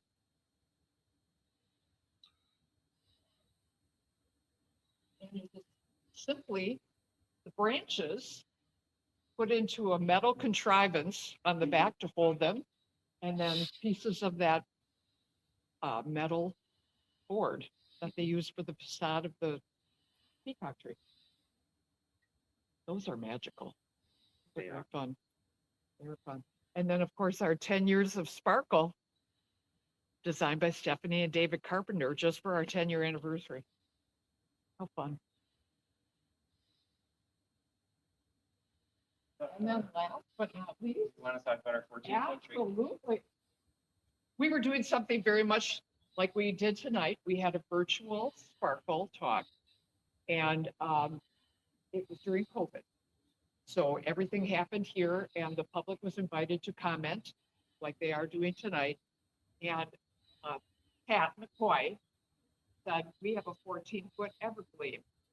And I thought, yeah, sure you do. And it turns out they did. This is a special order tree. It is 14 feet tall. It was made for the Western Auto Show as a sample because the Western Auto dealers were going to be selling 4-foot fountains, or they were encouraged to buy 4-foot fountains for their shops during the winter. And Pat McCoy and Beth McCoy's dad said, how much was the tree, the display tree? And they said $500. And he said, you know, this must have been 62. Yeah, Too around. rich for my blood. And he went home, opened his business like usual. A couple of weeks later, he got a call from the rep and it said, would you like the tree for $50? Turns out that Mr. McCoy had the only business that had a ceiling tall enough for this 14-foot tree. And they put it up every year until he died, pretty much. And they called. We found out that it was indeed a special order for Western Auto. And after COVID was over, I think it must have been about 2 years. Yeah, We accepted the tree and they brought it here in their Prius. They did. It was great. It just fit in the back of that car. They Wait. brought a whole set of vintage unbreakable ornaments. This Big is their mom next big to the tree. plastic red balls So that we came still with have it. those. We do still have those, yes. So many thanks to the McCoys, because this is spectacular. So these are the things we try to preserve as the stewards of the aluminum history of Manitowoc. And the tree is our doorway to that history. Indeed. And that is why we are here. And we are so appreciative for all the people who visited us tonight and for the work we do with the Manitowoc Public Library. We're great fun. Well, is there anything else that we want to talk about?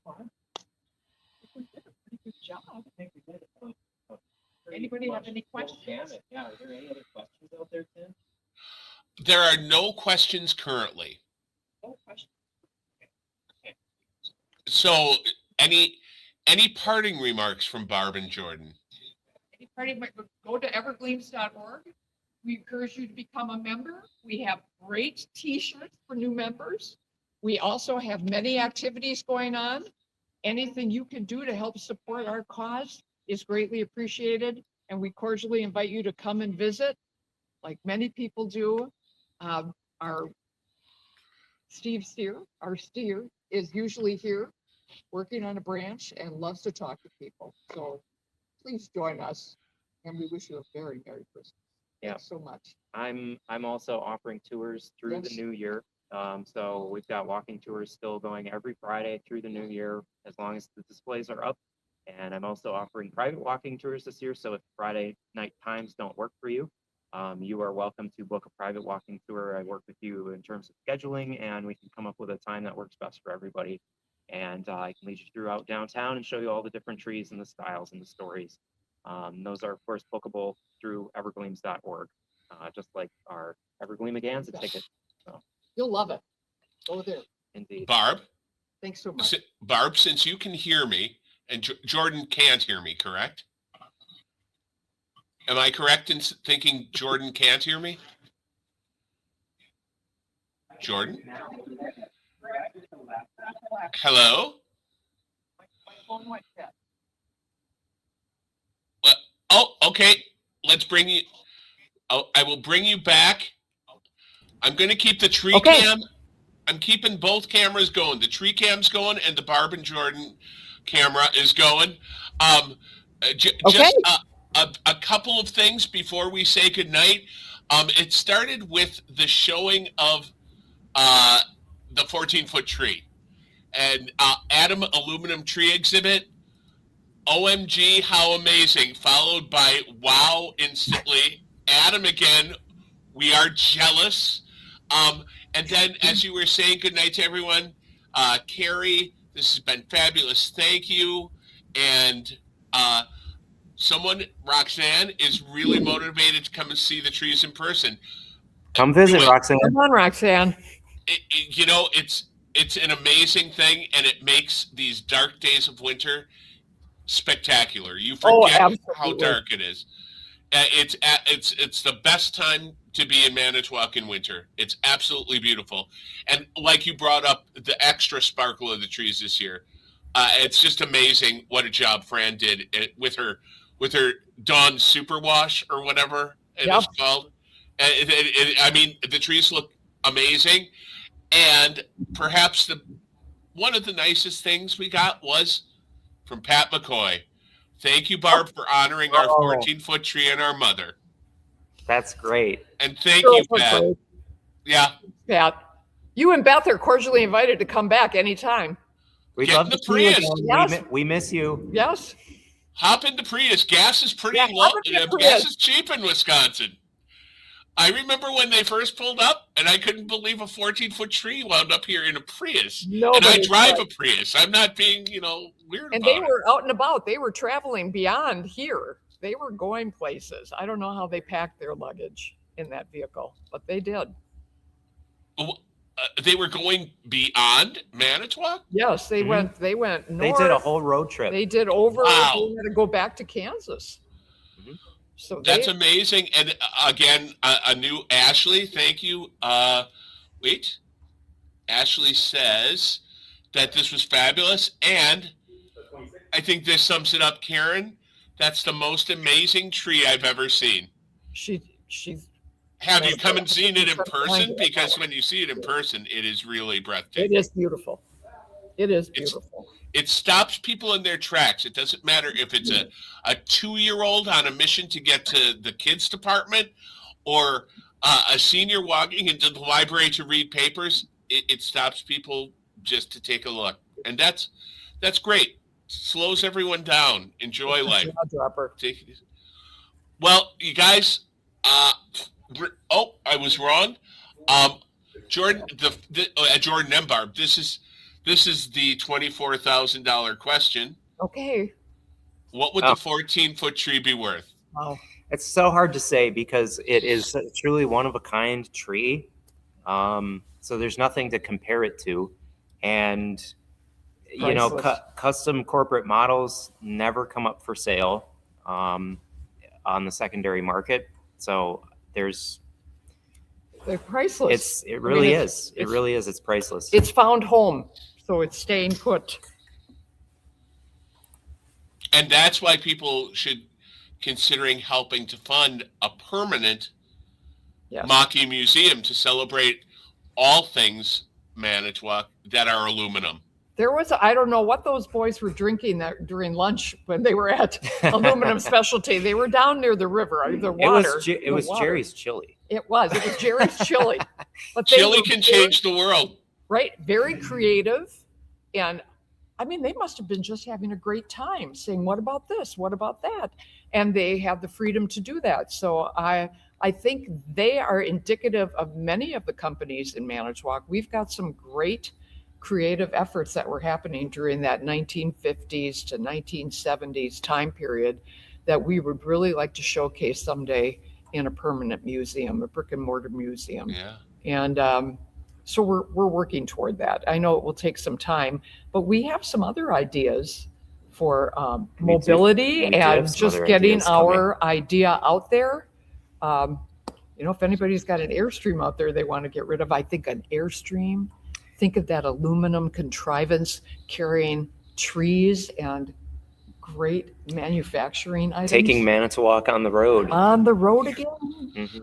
Do you think there's any chance the McCoy sisters have an Airstream trailer they haven't No, told but I you bet they about? have a great fun time pulling it with us. Anything's possible. Come on, and yeah, girls. maybe they could pull it with the Prius. So if anyone has an Airstream trailer that they want turned into a mobile museum, get in touch with Barb or Jordan or Tim at the library, and I will tell Barb and Jordan. Thank you very much.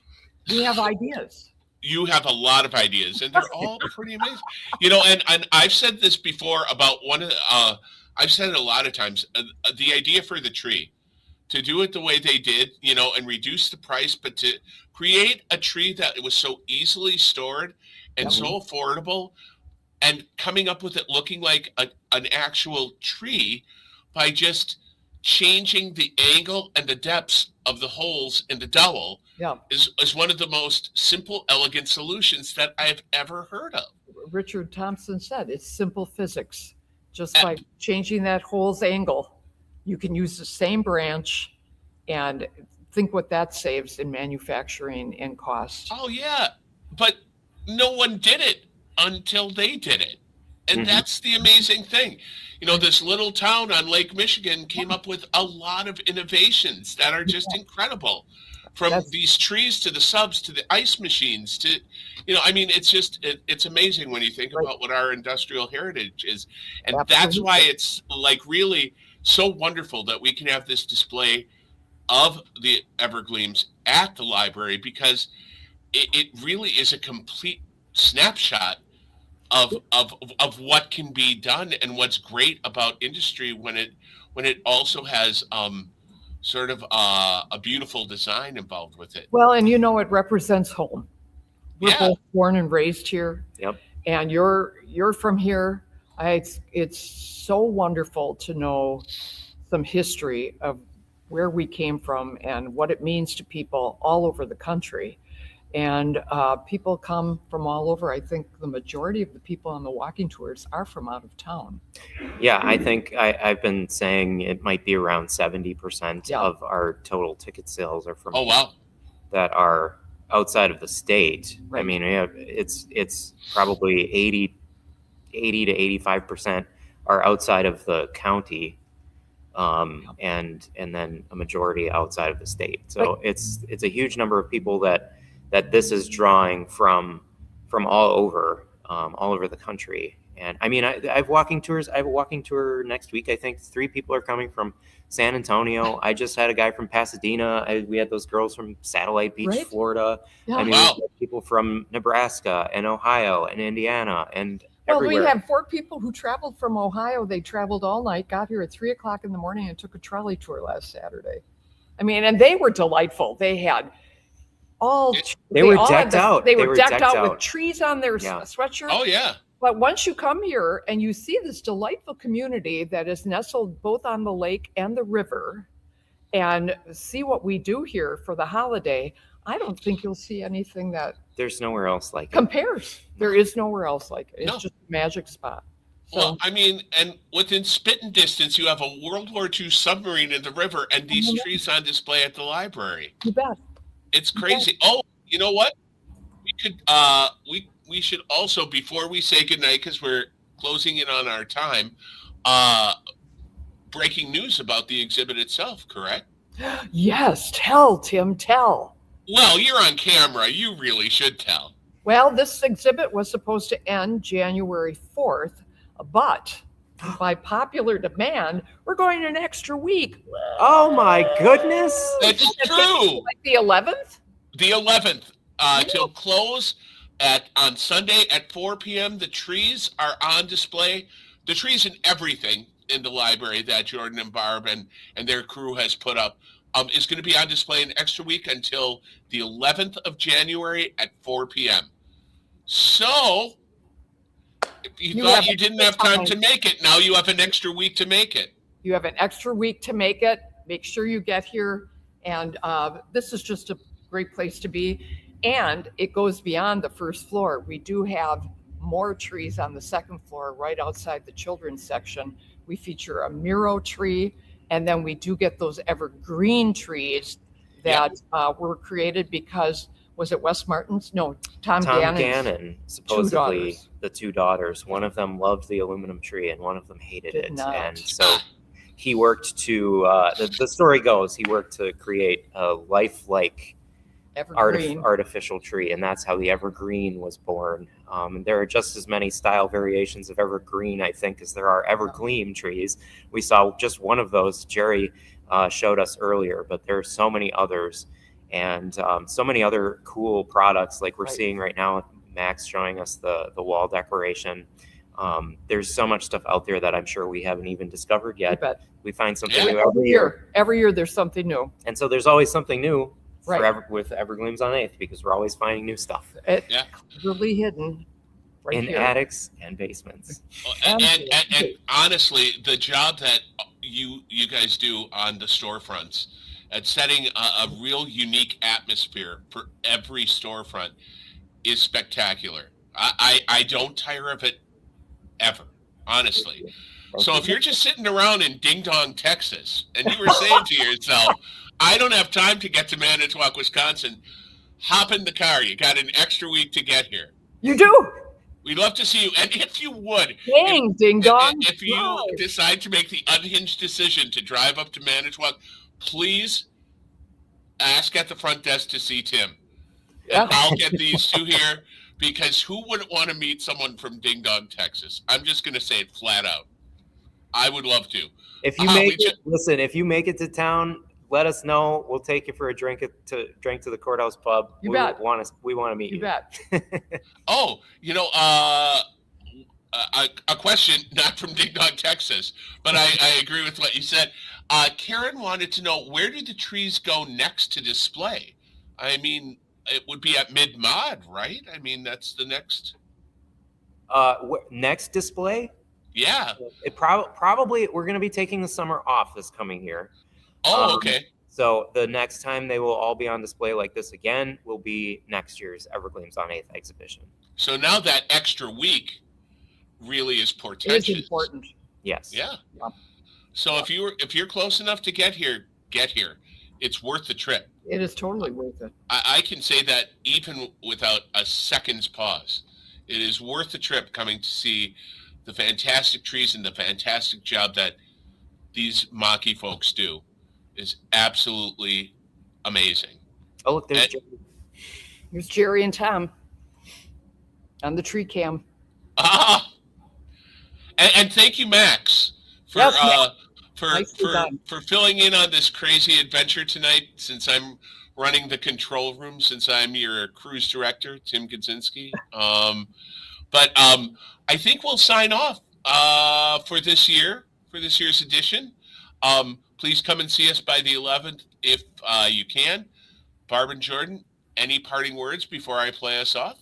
Well, I just want to say thank you all for joining us tonight. We love to share. Absolutely. We love to share this aspect of our local history and our passions and Yeah. our own personal Stories. relationship to it, Right. and all of the people that shared their stories and their trees tonight. I'm looking forward to next year already. I and agree. doing this again, I and agree. maybe doing this program with another wider group of people. I think we're going to meet So- more people that would be interested in I love it. The wider and if you're watching, if you're in another country even, and you happen to be watching this, Yes. we can send you a link.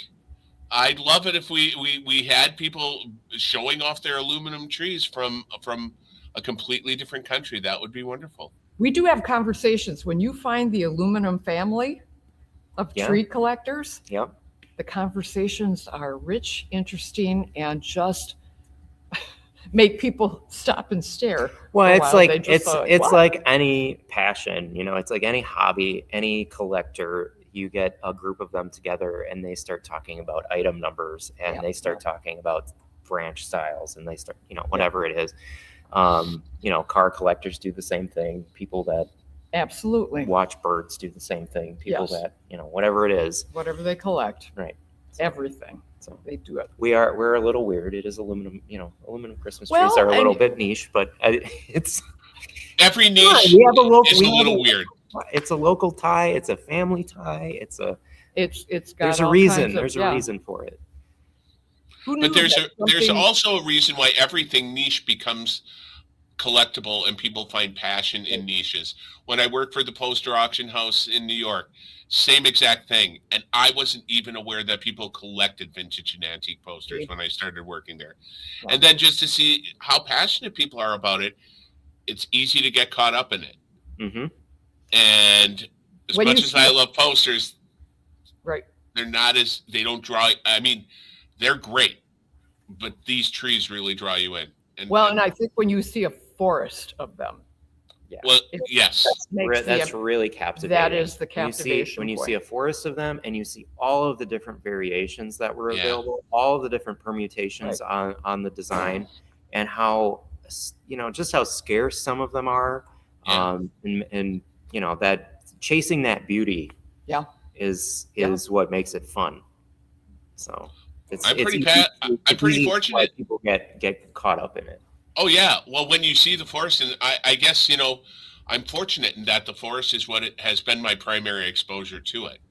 So I went about it the right way. You did. Well, and I have to Well, say I was lucky enough. the library has been a wonderful partner. Where else could we find a space with such beautiful window coverage? It is a spot where all people can go and visit from 9 in the morning and until 8 at night most days.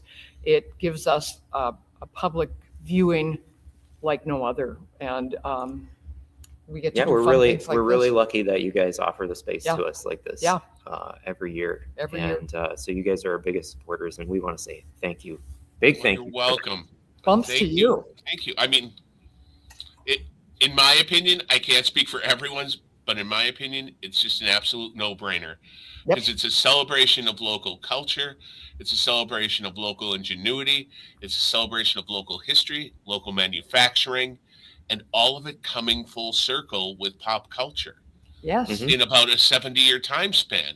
It has gone from people finding trees in dumpsters and, just throw out in destitute spots, like just left nowhere, to now my goodness, the prices they're fetching on online auctions and in person. You know, I mean, it's crazy. They're- Some So of the trees you have to take a second mortgage they've really gone from trash to treasure. I Yes, mean, they have. Yeah. truly coveted treasures Yep. today. I mean, when you're talking about some of these trees selling for $12,000 or more Or in more. some cases, and it's wild to think that some of these things, the exact same trees, were just thrown away, yeah, and they were. and they were.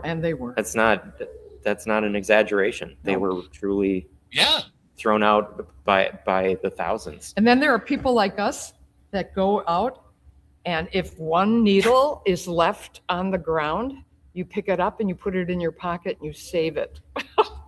Yep.